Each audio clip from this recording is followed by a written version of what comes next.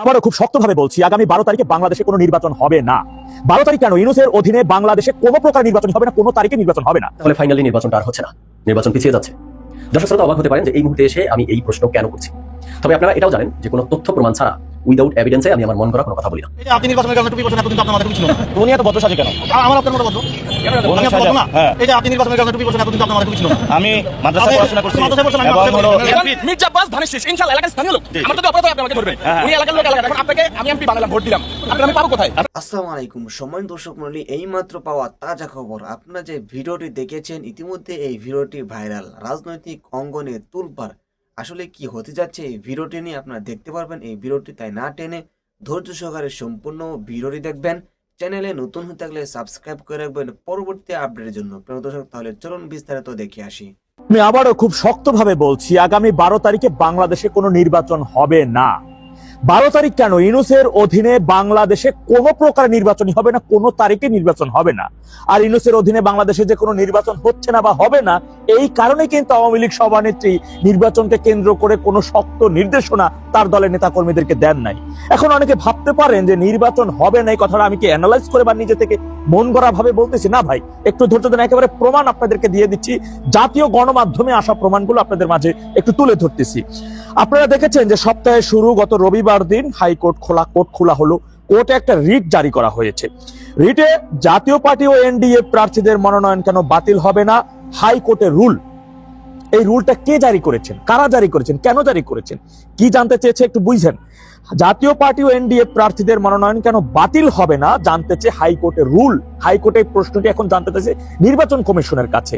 প্রশ্নের উত্তর দিতে হবে আগামী 15 দিনের মধ্যে, অর্থাৎ আজকে 28 তারিখ নির্বাচন, অর্থাৎ আজকে 13 তারিখ, নির্বাচনের বাকি আছে আর মাত্র 28 দিন, 12 তারিখে নির্বাচন। তো 15 দিনের মধ্যে কেন এখন আর এই রুল কেন এখন আসলো, কারা কেন করলো এই রুলটা? এখন বলতে পারেন জাতীয় পার্টির সাথে নির্বাচনের সম্পর্ক কি? জাতীয় পার্টি না আসলে কি? জাতীয় পার্টি তারা নিষেধাজ্ঞা অনেক আগে থেকে চেয়ে আসছিল। হ্যাঁ ভাই, এখন জাতীয় পার্টি একটা অনেক বড় ফ্যাক্টর এই মুহূর্তে। মূলত আপনার রাজনৈতিক দল হাতে গোনা 3টে আছে, আপনি জাতীয় পার্টিকে ছেলাবেলা মনে করলে হবে না। তো বিএনপি, জাতীয় পার্টি আর জামাত, এছাড়া বাকি যেগুলোকে দেখেন এদের কি ওই রকমের খানা আছে আপনার মনে হয়? তো এখন কথা হচ্ছে জামাত জোট, জামাতের সাথে যারা জোটবদ্ধ ভাবে আছে, জামাত সহ জানেন তারা কিন্তু 5 আগস্টের পরবর্তী থেকে শুরু করে যে নির্বাচন সম্ভব না, প্রথমে স্থানীয় সরকার নির্বাচন হইতে হবে বা পিয়ার পদ্ধতিতে নির্বাচন, মানে যে কোনো ভাবেই হোক না কেন, নানান কথা বলে তারা নির্বাচন হচ্ছে না বা হবে না, নির্বাচন ছাড়া এই ক্ষমতার স্বাদ দিতে চাচ্ছিল অনেক আগে থেকে, তারা সেটি বলে আসতেছিল। বিএনপি কিন্তু এক জায়গায় শক্ত যে নির্বাচন হইতে হবে, সেই জায়গায় কিন্তু তারা হার্ড লাইনে আছে, যত দ্রুত সম্ভব নির্বাচন, সেই বিষয়টি।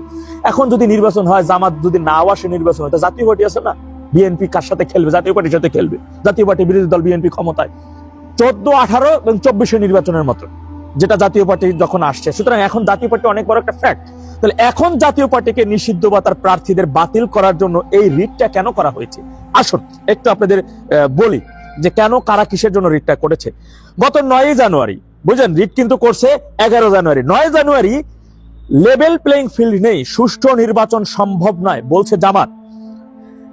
নির্বাচনে নিরপেক্ষতা নিয়ে শঙ্কা রয়েছে নাহিদ ইসলাম, এনসিপি, তিনি কথাটা বলছেন 10 তারিখ। 9 তারিখ বলছে কি জামাত, 10 তারিখ বলছেন নাহিদ। ঠিক আবার সেই 10 তারিখ চরমোনাই বলছে লেভেল প্লেইং ফিল্ড ও আইন শৃঙ্খলা পরিস্থিতি সন্তোষজনক নয়, এই অবস্থায় নির্বাচনও সেই রকমের সম্ভব নয় বলে জামাত জানাইছে। এখন জাতীয় পার্টি যদি না থাকে তাহলে বিএনপি খেলবে কার সাথে? জামাত জোটের সাথে। আর জামাত জোট যদি বলে লেভেল প্লেইং ফিল্ড নাই, নির্বাচন এখন সম্ভব না, ইউনূস কেন, ইউনূসের বাপেরও ক্ষমতা নাই নির্বাচন দেওয়ার, কেমনে নির্বাচন দেবা? তোমার তলব পক্ষ হলো 2টা। সুতরাং কেন এখন জামাতের আমির বলতেছে, দেখবেন দেশের স্থিতিশীলতার জন্য প্রয়োজন হলে আগামী 5 বছর সমন্বিতভাবে দেশ চালাবো, এটা জামাতের আমির বলতেছে। তার মানে কি? তারা জানে নির্বাচন হলে তাদের কি পরিমাণ ভরাডুবি হবে। তাই নির্বাচনের দরকার নাই। আসুন বিএনপিকে আহ্বান জানাইতেছে, আসুন একসাথে আমরা একটা সরকার গঠন করি, জাতীয় সরকার, আমরা 5 বছর সমন্বিতভাবে দেশটাকে চালাই। কথা বুঝতে পারছেন রিজন কোন দিকে যাচ্ছে? সুতরাং আমি আবারও আপনাদেরকে, এর আগে আমি প্রায় 7-8 মাস আগে আমি খুব শক্তভাবে বলেছিলাম যে বাংলাদেশে ডেভিল ইউনূসের অধীনে কখনো নির্বাচন হবে না। গত 25 সালের আগস্টের 22 তারিখ চরমোনাই পীর কিন্তু একটা কথা বলছিল, প্রচলিত পদ্ধতি নির্বাচন হতে দেওয়া হবে না। চরমোনাই পীর, জামাতও বলছিল যে পিয়ার ছাড়া বাংলাদেশে কোনো নির্বাচন হইতে দেওয়া হবে না। সেটাই হতে যাচ্ছে ভাই, হবে না। আর সেটার উজ্জ্বল হচ্ছে এখন জাতীয় পার্টির প্রার্থীদের মনোনয়ন কেন বাতিল হবে না জানতে চাই হাইকোর্টের রিট, এই সময় কেন রিট।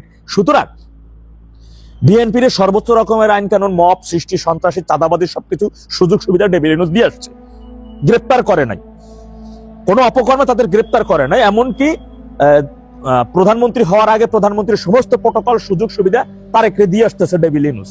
তুমি সন্তুষ্ট থাকো না কেন?